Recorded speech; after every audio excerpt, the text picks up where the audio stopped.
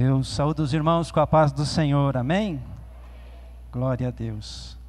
Queria pedir que você abrisse a sua Bíblia na segunda carta de Paulo aos Coríntios, o capítulo de número 4, do verso 13 ao 18. Segundo os Coríntios 4, do verso 13 ao 18.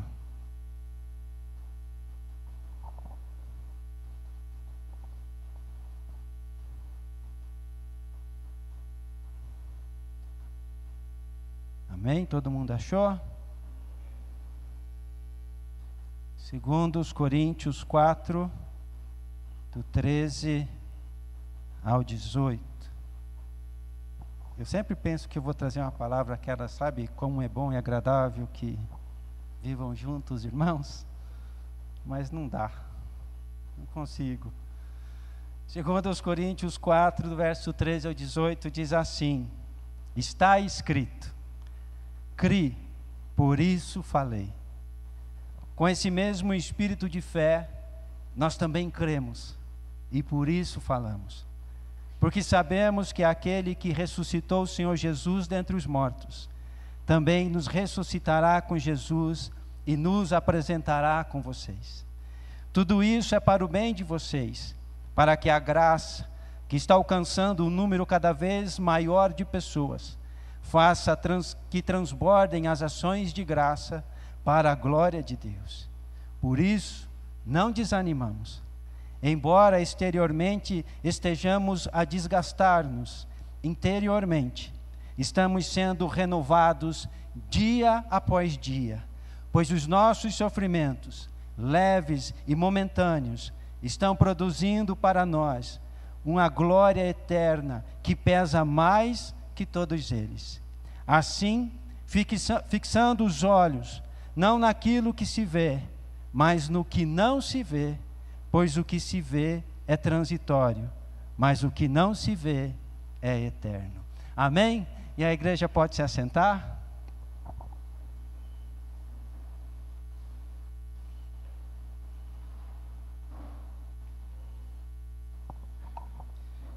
Quero dar alguns alguns poucos detalhes sobre esta carta, para que você possa entender aonde o Senhor quer nos conduzir nesta noite. Em primeiro lugar, a segunda carta de Paulo aos Coríntios, pode ser que seja, na verdade, a terceira ou a quarta. Como assim? É bem provável, irmãos, que existam duas cartas que Paulo escreveu aos Coríntios, que nós não temos acesso, não tivemos conhecimento. 1 Coríntios capítulo 5, verso 9, Paulo cita uma carta anterior, uma carta prévia que ele havia escrito à igreja. Em 2 Coríntios capítulo 2, verso 3 e 4, capítulo 7, verso 8 e 9, Paulo faz menção de uma outra carta, escrita depois de 1 Coríntios e antes de 2 Coríntios. Por que nós não temos acesso a estas cartas? Não faço ideia. Deus escolheu não nos revelá-las. Não sabemos o conteúdo, mas sabemos que Paulo havia escrito coisas que não eram agradáveis. Ele estava um tanto quanto chateado com os irmãos de Corinto. E o que temos nessa segunda carta de Paulo aos Coríntios? Paulo, como sempre, está defendendo seu ministério apostólico diante de críticas e de desafios. Ele destaca como ele mesmo tem enfrentado tribulações e continua a proclamar o evangelho com sinceridade e confiança em Deus. Além de colocar em dúvida os motivos de Paulo, porque Paulo estava organizando uma coleta financeira para os crentes da Judéia, e também de questionarem a coragem pessoal de Paulo, os oponentes dele argumentavam que ele havia sofrido demais para ser um apóstolo do Cristo ressurreto, né? Ele tinha sofrido demais para ser um homem cheio do Espírito Santo. E talvez, irmãos, somente esse ponto aqui seria interessante de nós passarmos um tempo meditando, porque isso refuta, isso mostra o quão errada é uma teologia que tenta nos ensinar que quem é de Jesus não sofre, que quem é de Jesus não tem problemas, né? As pessoas costumam dizer por aí, que se aquela teologia que promete riquezas, bênçãos e livramento de tudo que é de ruim fosse verdade, Paulo certamente seria um homem odiado por Deus. Porque se você ler, né, segundo aos Coríntios, os primeiros capítulos, você vai ver o quanto esse homem sofreu, ao ponto dos seus oponentes dizerem que ele havia sofrido demais para ser um apóstolo do Cristo ressurreto. Você não tem poder, por que se sofre tanto? Né? Mas continuando aqui, a mensagem bacana que Paulo nos deixa é que ele reconhece que a confiança em Deus, mesmo em meio às tribulações, é o que nos capacita a continuar falando e vivendo para Deus. Amém? O texto que nós lemos fala de um tal de espírito de fé. E eu não quero que você imagine que seja isso um ser espiritual, mas é apenas uma figura de linguagem para descrever a natureza ou a essência da fé da qual Paulo está se referindo. Esta fé que ele faz referência a um texto das Escrituras que se encontra no Salmo 116, verso 10. Esta é a essência que nós podemos ver também em tantos outros que batalharam e venceram a carreira da fé. Essa é a essência que eu quero passar para vocês essa noite, e o meu desejo é que vocês abracem essa ideia, se inspirem na vida de Paulo e vivam de hoje em diante uma fé viva e poderosa, que é fiel ao Senhor, mesmo em meio às lutas e às tribulações. Nada pode abalar a nossa fé e a nossa confiança no Senhor. Amém? Glórias a Deus. Quero começar então dizendo para você sobre essa citação de Paulo sobre o Salmo 116 e verso 10. Eu tenho uma curiosidade sempre que eu encontro um texto que diz, como diz o profeta, como diz o salmista, como está escrito. Eu tenho uma curiosidade de saber aonde está escrito, eu quero ver, né? E quando você vai para o Salmo 116, verso 10, você pode encontrar talvez uma diferença, porque não está escrito lá, cri, por isso falei. E o texto que Paulo nos diz aqui é, como está escrito, cri, por isso falei. E essa diferença na tradução pode gerar para nós algum tipo de confusão no momento inicial. E buscando o motivo dessa diferença, eu descobri que Paulo usou como base para citar o Antigo Testamento a tradução da Septuaginta. Quem fez teologia básica vai se lembrar que essa é uma tradução do hebraico para o grego, que foi feita durante 70 dias por 70 pessoas que manjavam um monte de hebraico. Então Paulo usava essa tradução nos seus dias. Essa era a Bíblia que as pessoas carregavam de uma maneira geral. E quando nós olhamos o que diz a versão que você tem em português, nós vamos encontrar no Salmo 116, verso 10, assim: cri, ainda que eu tenha dito, estou aflito. E a diferença ou a confusão que pode causar na nossa mente é porque a fé que Paulo, diz se basear, cri, por isso falei, nos mostra que a sua fé, ela era quem dirigia as suas palavras. Ou seja, as minhas palavras são o resultado da minha fé. Cri, e por isso eu falei. E quando nós vamos para o Salmo 116, nas nossas traduções em português, nós vamos encontrar talvez algo diferente disso. O salmista diz lá, eu cri, ainda que eu tenha dito, estou muito aflito. Ou seja, a minha fé independe das minhas palavras. Então, há uma diferença. Mas, na verdade, irmãos, não há diferença alguma. E se você tiver acesso à Septuaginta na língua portuguesa, ou você entender de grego, você vai perceber que o Salmo 110 está escrito assim: cri, por isso falei. Ponto. eu estava profundamente aflito. Então, esse texto da Septuaginta agora traz uma harmonia com o texto que Paulo trouxe para nós em 2 os Coríntios. E aí, o que eu quero começar a desvendar para vocês aqui é qual era o mesmo espírito de fé de Paulo e do salmista. Qual era, irmãos, a semelhança de Paulo e do salmista? E aí você vai perceber que mesmo na língua portuguesa nós podemos encontrar esta semelhança.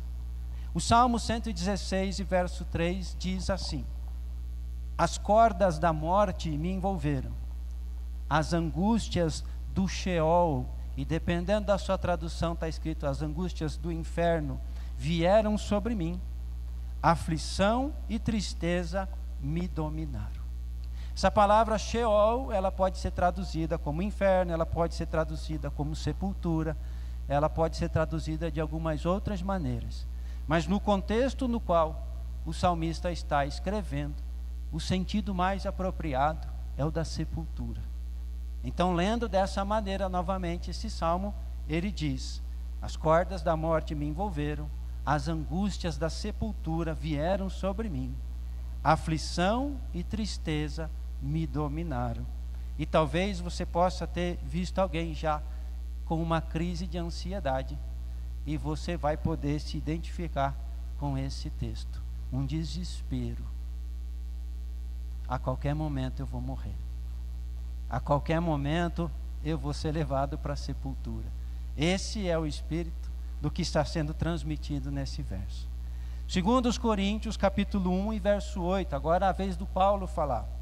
Ele diz: irmãos, não queremos que vocês desconheçam as tribulações que sofremos na província da Ásia, as quais foram muito além da nossa capacidade de suportar, ao ponto de perdermos a esperança da própria vida. Paulo, fazendo a obra do Senhor, passou por tribulações tais que chegou ao ponto dele perder a esperança da própria vida. Ou seja, morremos, deu errado, não vai para frente, acabou para nós. Então vejam, irmãos, que o que o salmista está expressando em suas palavras é muito semelhante ao que Paulo também viveu. Que é o quê? Mesmo diante da certeza da morte, ambos não mudaram a sua reverência e confiança que eles tinham no Senhor. E aqui eu aprendi um negócio bacana com Paulo. Paulo captou o princípio, captou o espírito do Salmo e aplicou isso para a vida dele. Paulo, enfrentando suas tribulações, se lembrou do Salmo. Se lembrou do salmista que descreve esse momento de angústia, mas logo em seguida exalta o Senhor pelo livramento. E Paulo pega esse testemunho e aplica a sua vida, e ele mesmo vence o medo e o temor das tribulações que estavam trazendo perigo para a sua vida. Então, as circunstâncias às voltas de Paulo e do salmista não foram capazes de abalar a fé que eles tinham no Senhor.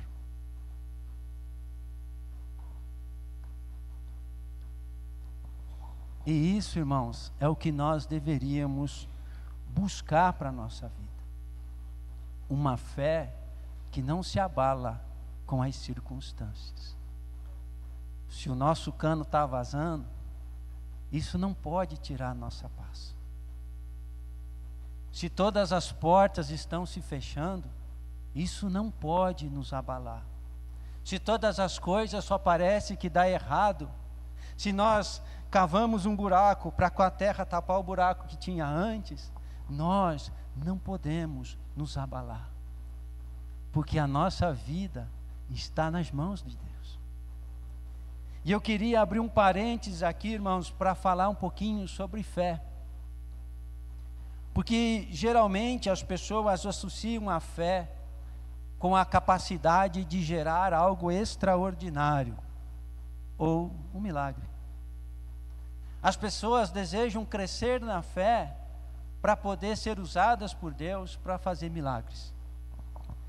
Porque nós, de uma maneira ou de outra, associamos a fé com a capacidade de realizar coisas extraordinárias. Mas eu quero mostrar para você que a fé revelada pelas Escrituras fala muito mais sobre a capacidade de nós confiarmos e obedecermos a Deus do que propriamente de nós realizarmos qualquer tipo de coisa. E para te ensinar isso, quero usar como base o texto de Êxodo 14, verso 10 ao 16, que todo mundo aqui deve conhecer aquela história, quando Deus manda o povo sair do Egito e ir para Canaã, e o povo vai todo faceiro, e de repente eles dão de cara com o mar, eles se viram e vê aquele exército poderoso de Faraó vindo atrás deles, e eles se desesperam, eles entram em pânico, eles dizem: não tinha sepulturas lá no Egito? É melhor que a gente continue como escravo lá, do que você trazer a gente aqui para morrer. E lá nesse texto que eu citei para vocês, Moisés responde ao povo dizendo: não tenham medo, fiquem firmes e vejam o livramento que o Senhor lhes trará hoje, porque vocês nunca mais verão os egípcios que hoje vêm. O Senhor lutará por vocês, então somente acalmem-se. E aí a gente poderia pensar: mas esse Moisés era um homem de fé. Diante daquilo, ele traz uma palavra de consolo, de esperança, uma palavra que inspira as pessoas a confiar em Deus. Mas tem algo que me chama a atenção na sequência, que é quando Deus fala com Moisés. E ele diz assim: por que você está clamando a mim, homem de pequena fé? Diga aos israelitas que avancem, diga ao povo que marche. Você percebeu isso? Moisés dá uma palavra de fé para os irmãos, mas ele estava lá com o dedinho cruzado, orando para Deus: Senhor, ajuda nós. E Deus diz assim: por que você está clamando a mim? Diga ao povo que marche. Erga a sua vara e estenda a sua mão sobre o mar, e as águas se dividirão, para que os israelitas atravessem o mar em terra seca. O que me chama a atenção nesse texto é que Deus não estava esperando uma oração de ninguém. Deus não havia traçado um plano para o povo chegar no mar, virar para trás, se apavorar e orar dizendo: Senhor, livra-nos. O Senhor havia dado uma ordem: saiam do Egito e vão para Canaã, por esse caminho aqui, ó. Não importa se tem um mar na frente. Pegou o espírito da fé? Deus me mandou ir para frente, tem um mar, e daí passa por cima. Essa é a fé, a capacidade que nós temos, ou a coragem que nós temos de confiar em Deus e de obedecer a Ele. Muitas vezes nós também somos homens e mulheres de fé. Só que quando chegamos diante do mar, quando chegamos diante da tribulação, nós nos apavoramos e abandonamos o que Deus nos disse, e abandonamos o que a promessa que nos foi deixada diz, e passamos a entrar num modo de desespero, num modo de sobrevivência, num modo de querer tentar fazer as coisas darem certo. Isso não é fé. Fé é você acreditar tanto no Senhor, confiar tanto no Senhor, ao ponto de cogitar a hipótese de caminhar por cima da água. Porque não importa o que vai acontecer, Deus mandou eu passar por aqui.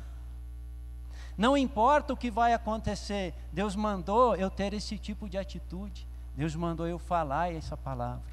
Deus mandou eu ficar quieto. Deus mandou eu fazer. Você entende? A fé é muito mais a capacidade e a coragem que nós temos de confiar em Deus e obedecer a Ele, do que a capacidade que nós alcançamos de realizar alguma coisa. Por que temos dificuldades de orar pelo enfermo? Porque não temos certeza se Deus vai curar, não é? Porque não temos certeza de que a nossa fé é o suficiente para curar. E muitas vezes, nesse pensamento que assombra o nosso coração, o que nós estamos fazendo? Nós estamos trazendo para a nossa vida a responsabilidade de gerar alguma coisa. Então eu preciso desenvolver a minha fé de tal maneira que quando eu falar, o doente seja curado. Mas esse é um engano, meus irmãos. Eu preciso desenvolver a minha confiança em Deus, ao ponto de que, quando o Senhor mandar eu declarar cura sobre a vida de alguém, eu não tenha medo de obedecer a Ele. Não é mais fácil a fé assim? Não é mais simples, irmãos, de se colocar à disposição de Deus para qualquer coisa? Não é mais fácil você chegar para alguém e dizer assim: irmão, eu não sei o porquê, eu não sei onde vai dar, mas Deus mandou eu te falar tal coisa. A responsabilidade é do Senhor, não é minha. Irmão, Deus pediu para eu orar por você, sobre a sua saúde. Irmãos, não é minha responsabilidade. Eu só estou obedecendo. E isso é a fé. O firme fundamento das coisas que se esperam. E não o firme fundamento das coisas que nós iremos realizar. A fé é muito mais sobre esperar do que sobre fazer. Abraão, quando era Abrão, tentou ter uma atitude de fé. A gente falou sobre isso quarta-feira passada, eu acho. Deus tinha uma promessa para a vida dele, um filho. O tempo foi passando. E como ele era um homem de fé, Senhor, eu não estou fazendo alguma coisa. Eu preciso fazer alguma coisa. Até que o Espírito Santo tocou na vida da Sara e disse: Sara, olha aquela mulher ali, ó, aquela escravinha ali, ó. Lembra que dá para você assumir o filho dela? E na ânsia de fazer, aqueles homens de fé fizeram coisas que não tinham nada a ver com Deus. E muitas vezes nós, na ânsia de fazer as coisas, porque entendemos que a fé é fazer, nós saímos fazendo o que não deveríamos fazer. Nós saímos por aí querendo realizar coisas, quando o que o Senhor havia nos pedido é para que nós esperássemos. Alguém já lutou para descobrir o propósito da sua vida? Alguém já descobriu alguma coisa que é para a sua vida e que não chega nunca? Pense na aflição de Abraão esperando seu filho. Se você tem uma promessa de Deus, lembra da angústia de esperar isso acontecer e se tornar realidade. A fé consiste em você esperar, em você crer, em você se manter confiante no Senhor, independente das coisas que aconteçam ou das coisas que não aconteçam. O salmista estava diante da morte, mas isso não mudou a sua capacidade e a sua coragem de crer e de confiar e obedecer ao Senhor. O apóstolo Paulo chegou ao ponto de desesperar da vida, de perder a esperança de permanecer vivo, mas isso não mudou também nele a coragem de confiar em Deus e de obedecer a Deus. Porque talvez, irmãos, se fôssemos nós no lugar dele, a gente voltava atrás. Essa coragem de obedecer a Deus independente do que possa nos acontecer. Essa é a fé que o Senhor busca de cada um de nós. Esse é o espírito da fé. Isso era o que estava no coração do salmista. Isso era o que estava no coração de Paulo. A capacidade de continuar confiando no caráter de Deus e obedecendo a Ele. Digo isso, irmãos, porque muitas vezes nós nos alegramos no Senhor. Mas quando nos acontece algo, nós passamos a ficar bravos com o Senhor. Nós começamos a ficar descontentes com o Senhor. E aqui que está o segredo da nossa fé. Se nós deixamos que as nossas emoções, que as nossas ansiedades, que as nossas preocupações nos coloquem num lado contrário a Deus, então a nossa fé não está sendo boa, não está sendo forte o suficiente. Se nós não temos fé para esperar, a nossa fé é pequena. E aí eu pergunto para você, irmão, nessa noite, qual é o espírito de fé que está conduzindo a nossa vida? É como a de Paulo? É como a do salmista?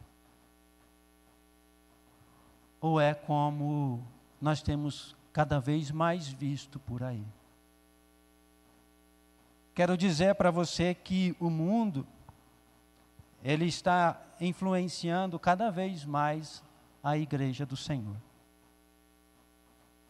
Em Romanos capítulo 12, verso 2, Paulo nos diz, para não nos deixarmos ser moldados pelo padrão do mundo.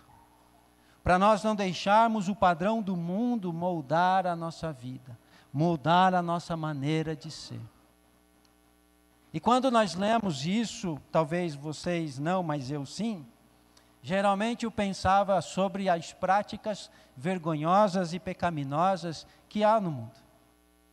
Então eu penso assim, eu não fico ouvindo aquelas músicas, eu não fico usando aquelas roupas, eu não fico consumindo aquelas coisas, eu não fico participando daquilo, estou livre. Mas o que talvez a gente não perceba é que o mundo pode nos influenciar, às vezes, de uma maneira muito mais sutil, nos levando a ter uma atitude muito mais egoísta do que nós deveríamos ter. A palavra de Deus nos diz que nós devemos amar a Deus acima de todas as coisas, ao próximo como a nós mesmos. Só que o que a gente tem visto é que cada dia mais, essa segunda parte do grande mandamento tem se tornado difícil. Porque cada dia mais nós estamos tão ocupados com as nossas coisas.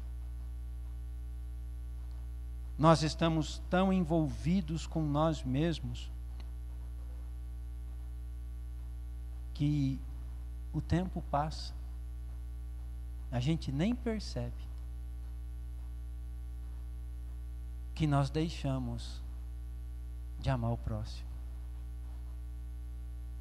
E isso é uma influência do mundo. A palavra de Deus diz que nos últimos dias o amor de muitos esfriará, que as pessoas se tornarão egoístas, presunçosas, amantes de si mesmos, rebeldes aos pais e às mães. E isso talvez não seja uma prática vergonhosa e pecaminosa que nós podemos ver do outro lado da rua e apontar o dedo para aquela pessoa que não é da igreja. Isso pode ser que passe desapercebido. Tamanha é o nosso envolvimento com essas coisas. Quem sabe se aquele homem que o bom samaritano ajudou estivesse caído aí no no caminho que nós passamos, nós também seríamos os homens de Deus que passam de largo. Porque nós não temos tempo para parar a ajudar, nós temos que bater o cartão na empresa, nós temos o nosso compromisso, nós temos as nossas coisas. Eu tenho que ir lá fazer um negócio para Deus. E a essência do amor não tem encontrado espaço no nosso coração. E ainda que o Espírito nos inquiete nesse sentido, muitas vezes nós não temos coragem para confiar e obedecer ao Senhor. A nossa fé, ela é pequena, porque o Senhor muitas vezes não pode contar conosco, porque nós temos mais razão do que Ele, quando Ele nos pede para interromper a nossa rotina, quando Ele nos pede para fazer algo que as pessoas do mundo não fariam, quando Ele nos pede para que as nossas atitudes sejam sal e luz no meio de um mundo cheio de trevas, quando Ele nos pede para responder com amor, com gentileza, com perdão, a semelhança de Cristo, mesmo diante das injustiças, mesmo diante da opressão, mesmo diante da perseguição. A nossa fé não alcança, porque talvez nós não cremos que Deus não vá nos deixar no prejuízo. Ontem de manhã, no sábado, nós temos um momento lá em casa de estudo, e nós estamos estudando um livro sobre o Espírito Santo, todos juntos na mesa do café. E eu estava contando para eles de como o Espírito Santo é importante na nossa vida. E no dia em que nós fomos assaltados, eu estava na garagem lá conversando com a pessoa que ia levar o meu carro embora. E enquanto eu falava com ele, aqui no meu coração dizia assim, ó: fica em paz, não se preocupa, você não vai ficar no prejuízo. Fica em paz, não se preocupa, você não vai ficar no prejuízo. Eu acreditei tanto nisso, que eu fiquei em paz, que eu não me preocupei. Que eu ajudei a pessoa lá a tirar o carro da garagem porque estava atrapalhando ele. Ensinei aonde que liga a luz. Recebi um pedido de desculpas da pessoa. Vão em paz.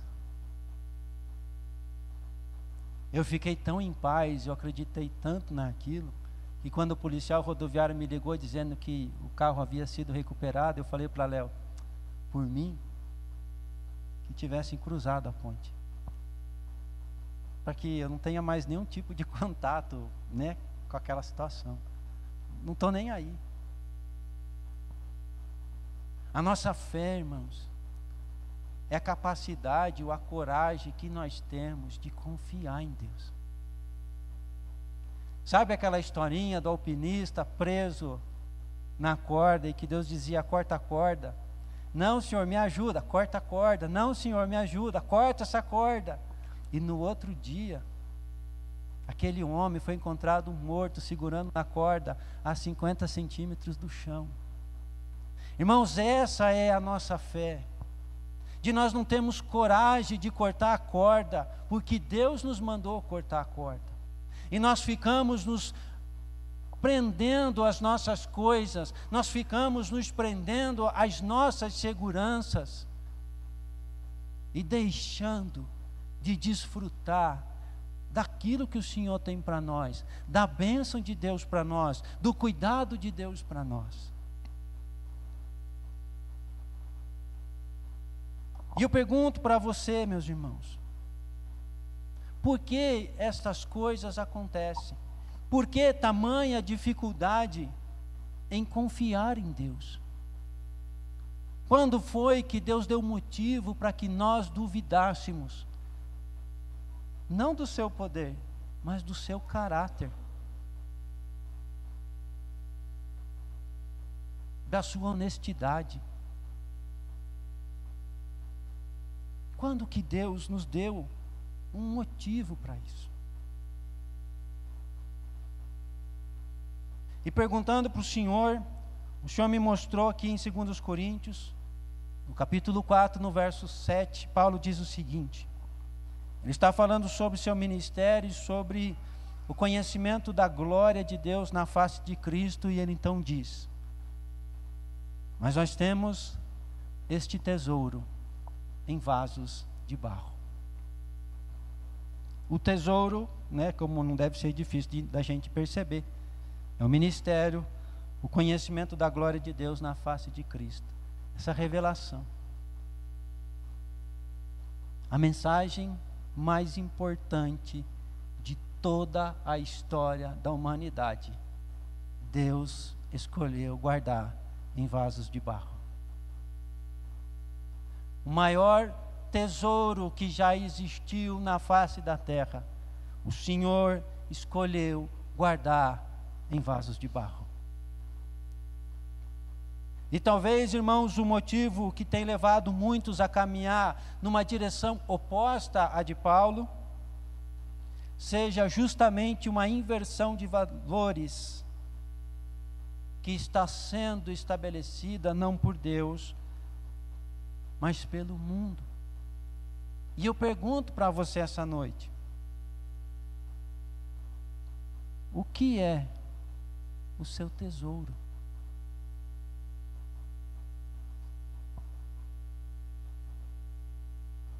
O que é um tesouro para você? Se eu falasse para você, eu vou te dar um tesouro, o que você pensaria que iria receber de mim? Um baú cheio de moedas de ouro? De quem é esse tesouro? Do mundo. Mas é esse o conceito enraizado na nossa carne. E as pessoas lutam. E as pessoas trocam suas vidas por causa desse tesouro. E o Senhor Jesus tinha nos dito já em Mateus capítulo 6, verso 21, pois onde estiver o teu tesouro, ali estará o teu coração. Você entende, meus irmãos, por que está havendo uma inversão de valores? Porque o tesouro não está mais sendo lá no céu. O tesouro, irmãos, está sendo o balde ou o baú cheio de moedas de ouro. O tesouro está sendo uma vida sem incomodação. O tesouro está sendo uma vida sem nenhuma doença. E as pessoas estão correndo atrás destas coisas e deixando de valorizar o que realmente tem valor. Aonde estiver o teu tesouro, ali estará o teu coração. Paulo valorizou a vida com Deus e o ministério acima da própria vida. Porque quando a sua vida estava em perigo, ele não parou de fazer o que Deus mandou. A coragem dele confiar e obedecer o Senhor não mudou, porque era muito mais precioso o que ele estava fazendo do que ele permanecer vivo.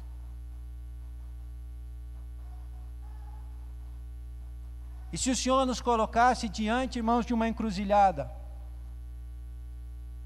de um lado você fica vivo, de outro lado você obedece a Deus, mas não fica vivo, quantos de nós iríamos obedecer a Deus? E eu quero chamar a sua atenção, amados, para o perigo de nós não mudarmos de atitude,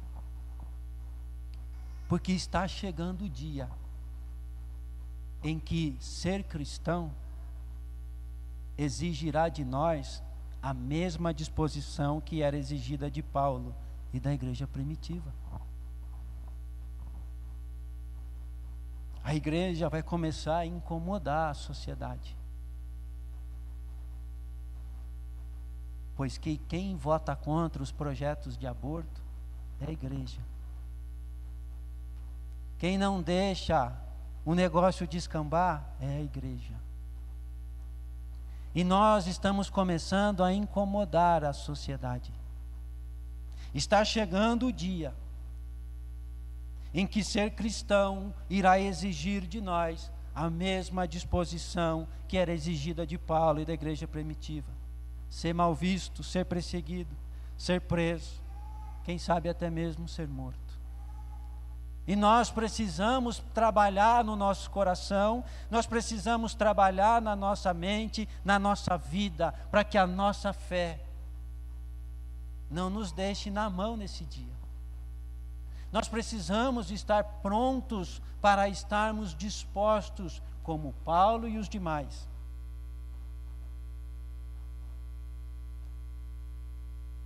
a ter coragem de confiar e obedecer a Deus, não se importando com o que possa nos acontecer.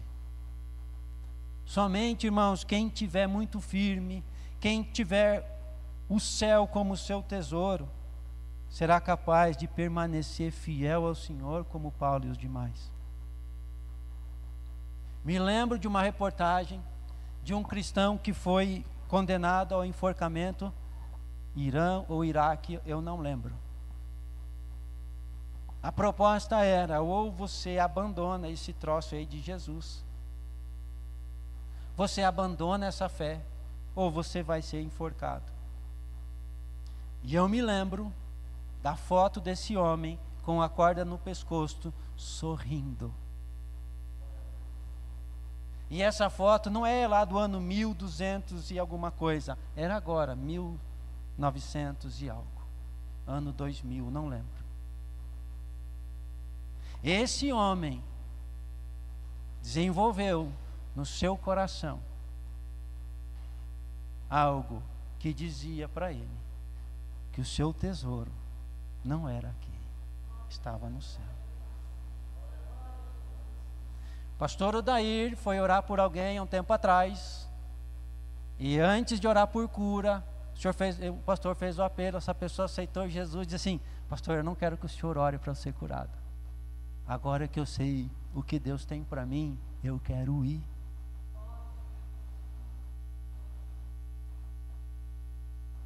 Que fé é essa? Que opera milagres? É uma fé que se entrega. Os milagres cabem ao Senhor, não a nós. Não somos nós que provocamos o poder de Deus para que Ele haja. É a nossa entrega que faz com que o milagre do Senhor aconteça. Marcos capítulo 16, do verso 15 em diante, diz que os sinais seguirão os que creem. Nós nos apegamos nesse texto e trazemos lá para aquele desejo de desenvolver a capacidade de falar e as coisas acontecerem. Mas se você ler com atenção os últimos versículos, você vai perceber que o trabalho dos discípulos foi fazer o quê? Pregar a palavra. E o Senhor, confirmando a mensagem pregada, realizava sinais, prodígios e maravilhas. Os discípulos não corriam atrás de desenvolver a força para falar firme, tão firme, que Deus acabava fazendo algo. Aqueles homens corriam atrás de desenvolver a coragem de obedecer e confiar em Deus. Atos capítulo 4, João e Pedro são soltos, quando eles foram ameaçados para não falar mais de Jesus. Eles chegam em casa, eles contam aos seus amigos o que havia acontecido. Aquelas pessoas dobram o seu joelho para orar, e elas não pedem para Deus livrar elas daquelas pessoas más. Elas oram dizendo: Senhor, olha as ameaças deles e nos capacita a ter mais ousadia ainda para falar de Jesus, enquanto o Senhor opera sinais, prodígios e maravilhas. É uma fé diferente, talvez, daquela que nos ensinaram.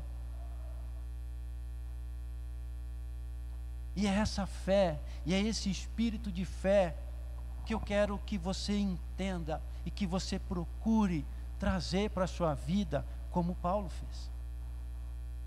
Quero dizer para você, irmãos, que o mundo é como uma correnteza.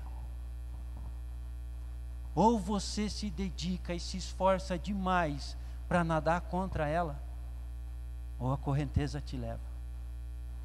Parou para descansar, a correnteza te leva. Esse é o mundo.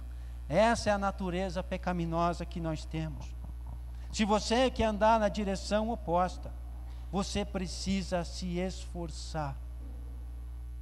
Mas nós só iremos nos esforçar e lutar de maneira incansável para nadar contra a corrente, se o nosso tesouro estiver do outro lado.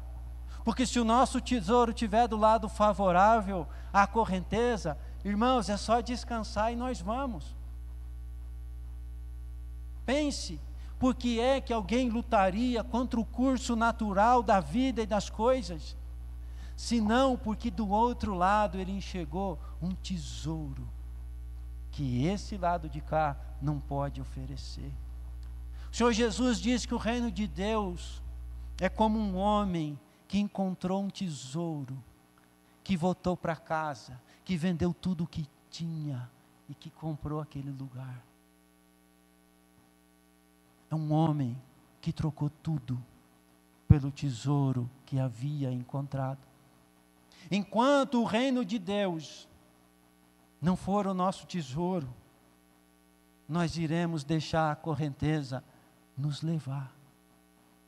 Porque não há sentido da gente se matar nadando contra a correnteza, se é só uma perca de tempo.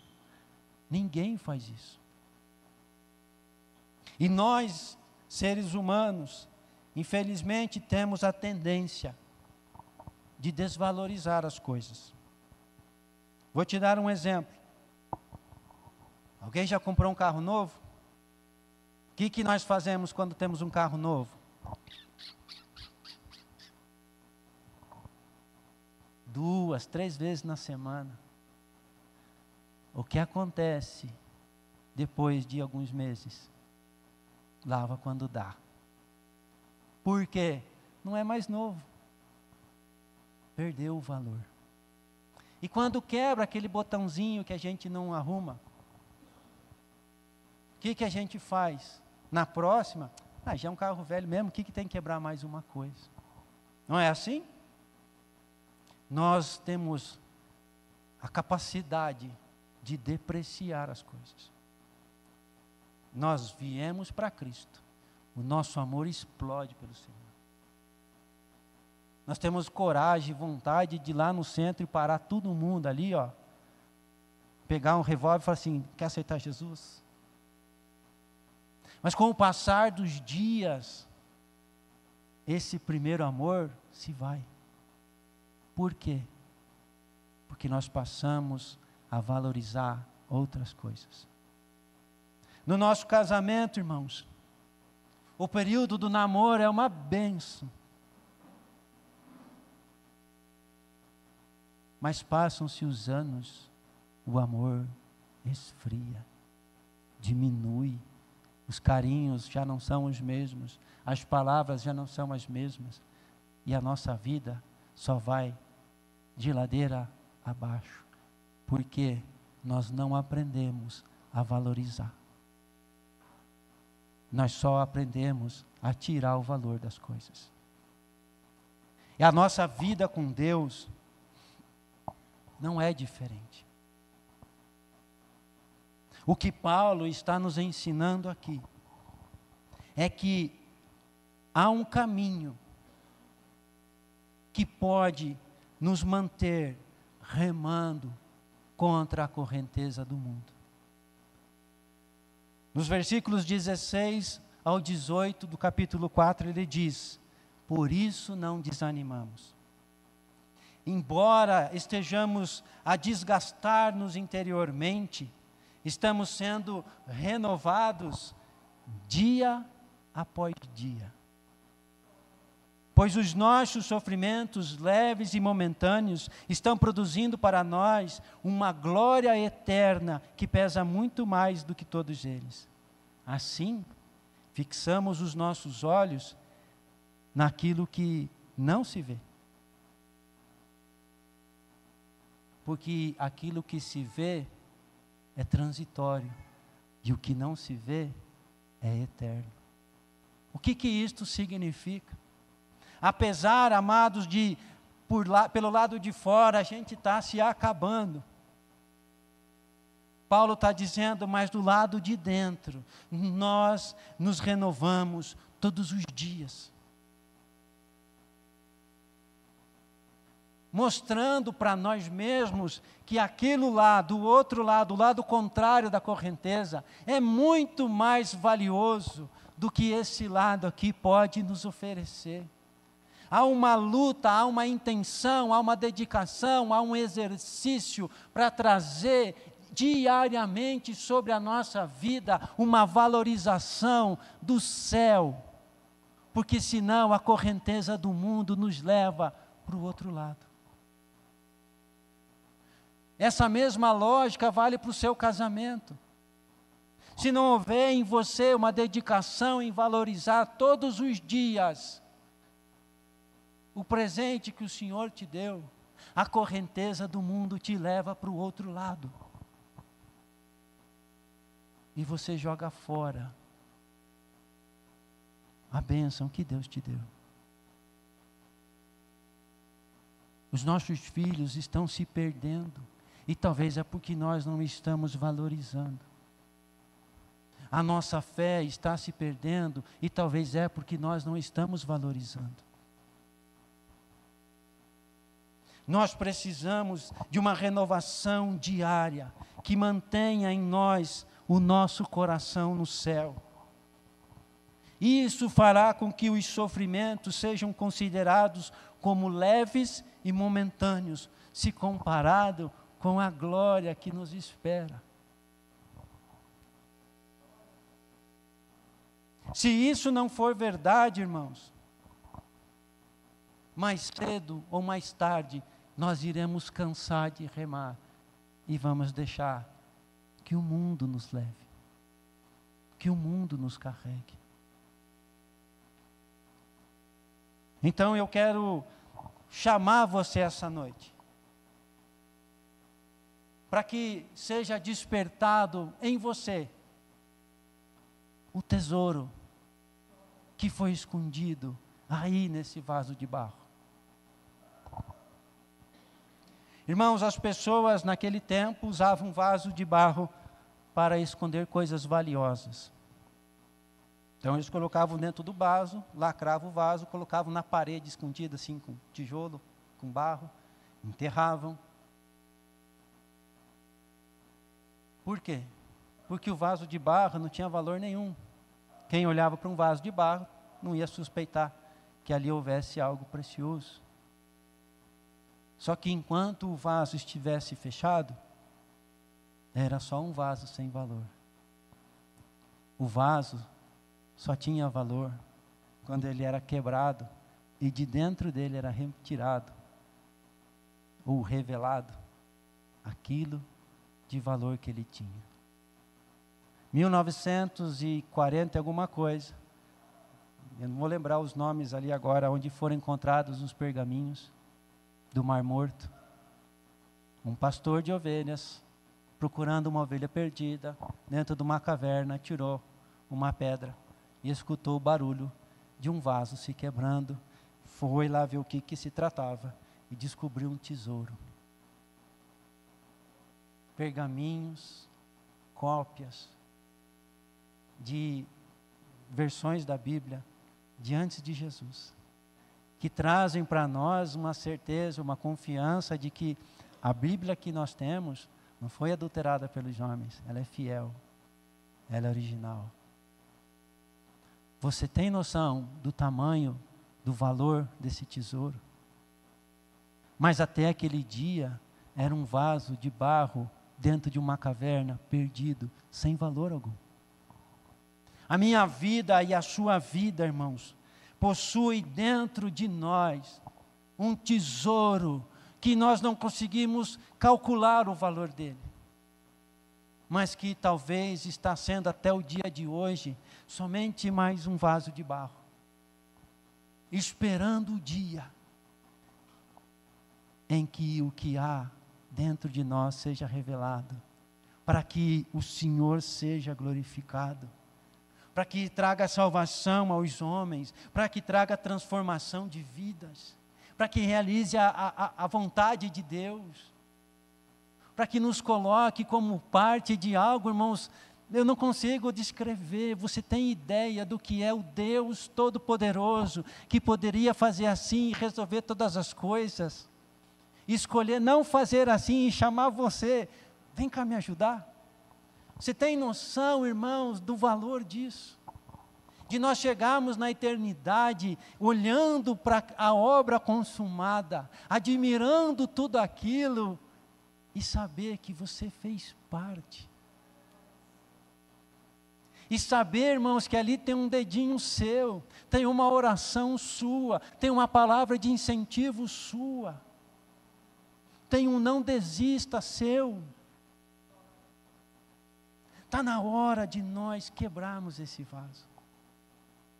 Está na hora de nós sermos corajosos para confiar e obedecer a Deus.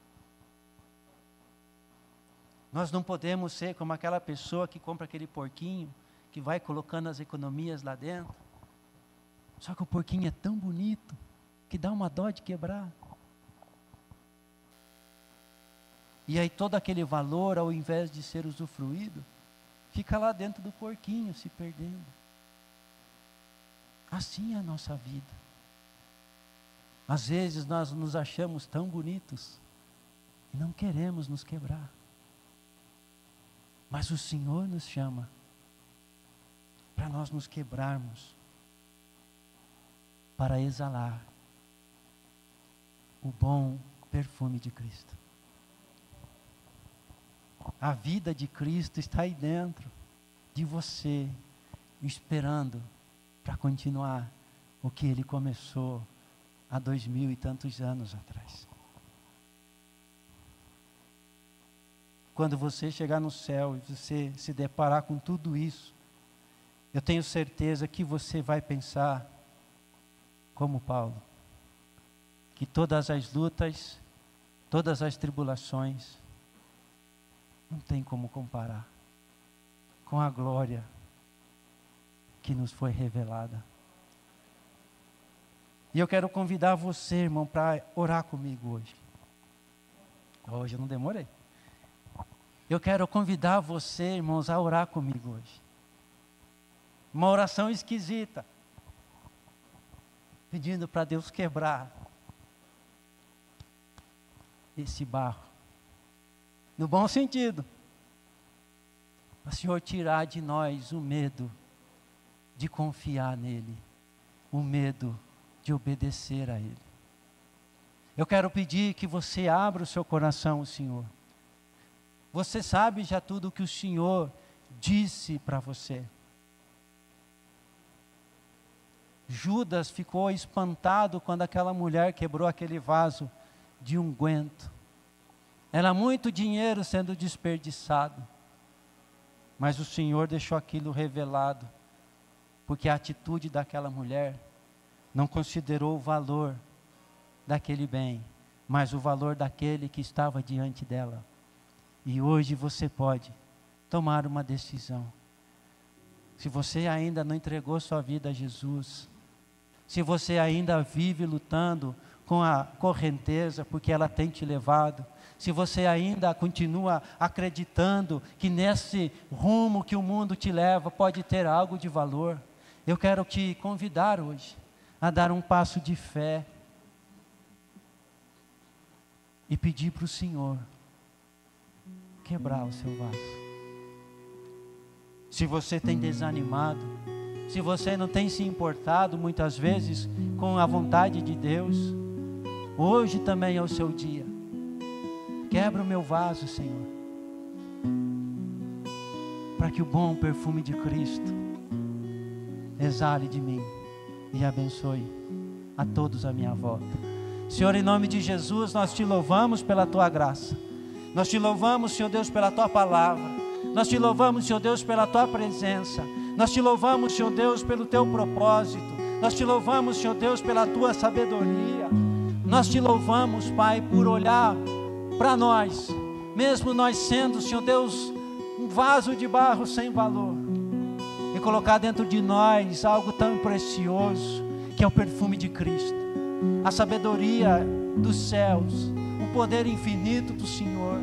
Pai, nós não sabemos, Pai, como pode alguém tão grande como Tu caber dentro de nós, mas nós te pedimos essa noite, Pai, quebra o nosso vaso, quebra, Senhor Deus, as nossas inseguranças, quebra, Senhor Deus, o nosso medo de que a nossa vida, Pai Santo, não vai ser abençoada, não vai ser feliz.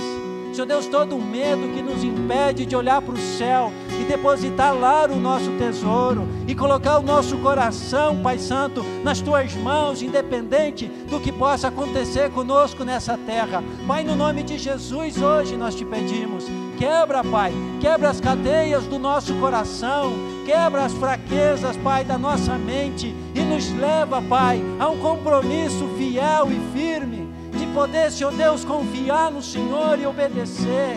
Nos enche de coragem e ousadia para sermos obedientes ao Teu mandar, à Tua palavra, à Tua voz. Pai, eu oro pela vida dos meus irmãos, Senhor. Se tem alguém aqui, se tem alguém nos ouvindo em casa, se tem alguém que algum dia ouvirá essa mensagem e que precisa tomar uma decisão, Pai, Senhor Deus, eu oro pedindo a Tua bênção, para que o Senhor traga coragem, para que o Senhor traga ousadia, Senhor, para que essa possa romper, Senhor Deus, com todas as coisas desse mundo e entregar a sua vida a Ti. Senhor Deus, eu oro abençoando os Teus filhos, peço a Ti, Pai, desperta nos nossos corações o desejo de Te obedecer, o desejo de Te servir, o desejo, Senhor Deus, de fazer parte de algo tão maravilhoso que é a Tua obra, de participar da salvação da humanidade, de participar da transformação de vidas. Ei, meu Deus, enche as nossas vidas e opera poderosamente para a glória do Teu santo nome, em nome do Senhor Jesus. Amém, amém, glórias a Deus.